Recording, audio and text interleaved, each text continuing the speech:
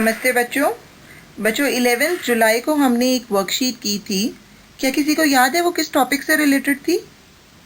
हाँ जी, डिटर्मिनर्स। वो worksheet determiners से रिलेटेड थी और आज की हमारी वर्कशीट भी डिटर्मिनर्स से रिलेटेड है। उस दिन हमने डिटर्मिनर्स की डेफिनेशन पढ़ी, उसके वेरियस टाइप्स पढ़े और वर्कशीट को सॉल्व किया। तो आज की वर्कशीट को करने से पहले हम उस दिन का थोड़ा सा रिविजन कर लेते हैं, उसके बाद आज की वर्कशीट को सॉल्व करेंगे। सबसे पहले बेटा, व्हाट आर डिटर्मिनर्स? डिटर्मिनर्स आखिर होते क्या हैं? Determiner is a word that introduces a noun. It always comes before a noun, not after, and it also comes before any other adjectives used to describe the noun. बेटा determiner वो words होते हैं जो noun को introduce करते हैं। ये हमेशा नाउन या उसके एडजेक्टिव से पहले आते हैं और नाउन को डिस्क्राइब करते हैं। For example, 4 cats, some apples, her bag, the Taj Mahal. In examples में बेटा 4, some, her, the ये सभी क्या हैं? डिटर्मिनर्स हैं जो हमारे नाउन्स को यानी कैट्स, एप्पल्स, बैग और ताजमहल को डिस्क्राइब कर रहे हैं। कितनी cats?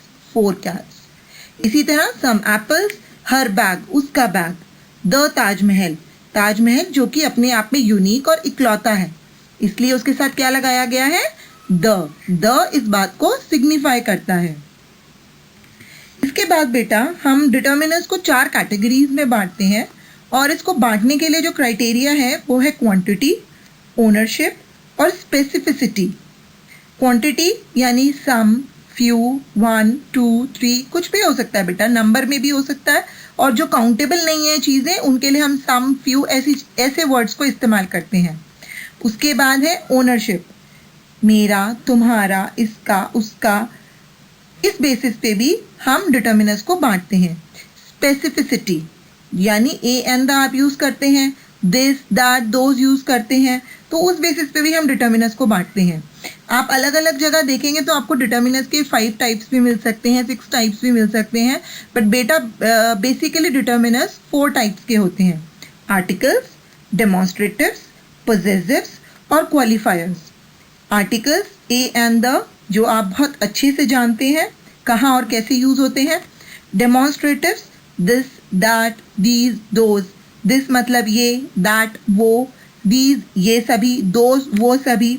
Example, you can't control this dog, तुम इस कुत्ते को कंट्रोल नहीं कर सकते, तो दिस क्या है? Demonstrative determiner. पोजेसिव्स, मेरा, तुम्हारा, इसका, उसका, हिज फादर, योर मदर, उसके पिताजी और तुम्हारी माताजी। तो इसमें बेटा आप पोजेसिवनेस बता रहे हो, किसका है ये सामान या ये किसका रिलेशन है। लास्ट है बेटा क्वांटिफायर्स। क्वांटिफायर्स जो क्वांटिटी को बताते हैं, ये नंबर्स में भी हो सकती है जो काउंटेबल नाउन्स के साथ यूज होती है, और ये फ्यू, सम ऐसे भी हो सकती है जो काउंटेबल और अनकाउंटेबल नाउन्स दोनों के साथ यूज होती है। एग्जाम्पल्स 1, 2, 3, 4, फ्यू, सम, इस तरह बहुत सारे वर्ड्स हैं। उस दिन बेटा 11 जुलाई को हमने मच और मैनी ये 2 क्वांटिफायर्स को यूज करना सीखा था कि कहाँ हम मच यूज करते हैं और कहाँ मैनी। आज भी हम 2 नए क्वांटिफायर सीखेंगे जो हैं सम और एनी। सम यानी कुछ और एनी यानी कोई भी। ये दोनों ही डिटर्मिनर्स हैं और क्वांटिफायर्स भी हैं, लेकिन इनका यूज बिल्कुल डिफरेंट है। ये हमें लगता है कि सिमिलर है, बट ये सिमिलर नहीं है। चलिए मैं आपको थोड़े से इनके रूल्स बताती हूँ कि ये इनको कैसे और कहाँ यूज करते हैं। सबसे पहले बात करते हैं सम की। Some is used with the plural form of countable nouns and with uncountable nouns. Some को हम काउंटेबल और अनकाउंटेबल नाउन्स यानी जिन नाउन्स को हम गिन सकते हैं वो काउंटेबल नाउन्स होते हैं 1, 2, 3, 4 करके, और अनकाउंटेबल जिनको आप नहीं गिन सकते, तो उनके प्लूरल फॉर्म के साथ हम सम को यूज करते हैं। एग्जाम्पल ध्यान से पढ़ेंगे बेटा, इसमें लिखा है अ पेन और सम पेन्स। तो जब प्लूरल फॉर्म आई तो हम सम यूज कर सकते हैं, लेकिन हम सम पेन नहीं लिख सकते क्योंकि सम खुद ही एक से ज्यादा होता है, कुछ जो एक से ज्यादा है, तो पेन तो नहीं आएगा, पेन्स आएगा। When we are offering something, जब हम कुछ ऑफर करते हैं, हम किसी को कुछ ऑफर करते हैं, तब भी हम सम का यूज करते हैं। Example, would you like some milk, क्या आप थोड़ा दूध लेना चाहेंगे? When we ask for something, जब हम किसी से किसी चीज़ की परमिशन लेते हैं, रिक्वेस्ट करते हैं या कुछ पूछते हैं. Can I borrow some money? क्या मैं आपसे कुछ पैसे उधार ले सकता हूँ? आप रिक्वेस्ट कर रहे हैं सामने वाले से, इसलिए आप क्या यूज़ करेंगे बच्चों? some. और लास्ट यूज़ है when we are suggesting something. जब हम किसी को कुछ सुझाव देते हैं तब भी हम some यूज़ करते हैं. Why don't you give her some advice? तुम उसे कोई सुझाव क्यों नहीं देते हो? तो हमने क्या यूज़ किया बच्चों यहाँ पर? some. अब आगे बढ़ते हैं any की ओर. We use any with the plural form of countable nouns and with uncountable nouns. बेटा इसका ये यूज़ तो बिल्कुल any और some का सेम है.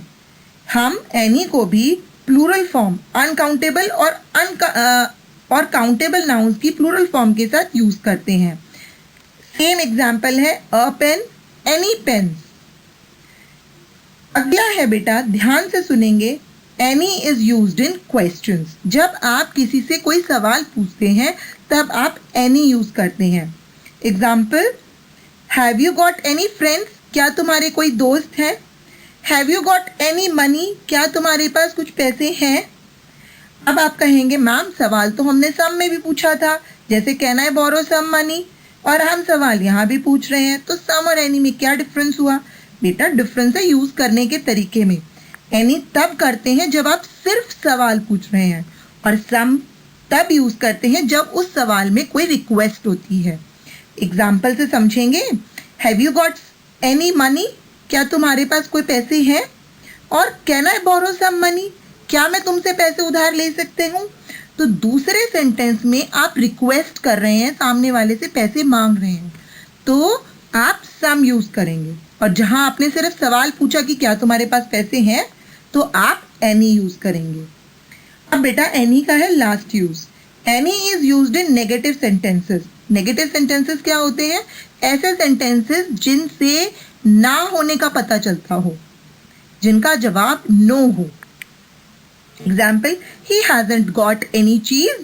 उसके पास चीज नहीं है. he hasn't got any friends in Chicago. उसके शिकागो में कोई भी दोस्त नहीं है. तो आप यहाँ क्या यूज कर रहे हैं बच्चों?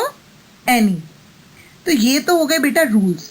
अब मैं आपके सामने जो स्लाइड आई है इसमें एग्जाम्पल्स दिए हुए हैं. इन एग्जाम्पल्स को कैसे पढ़ना है वो समझाती हूँ.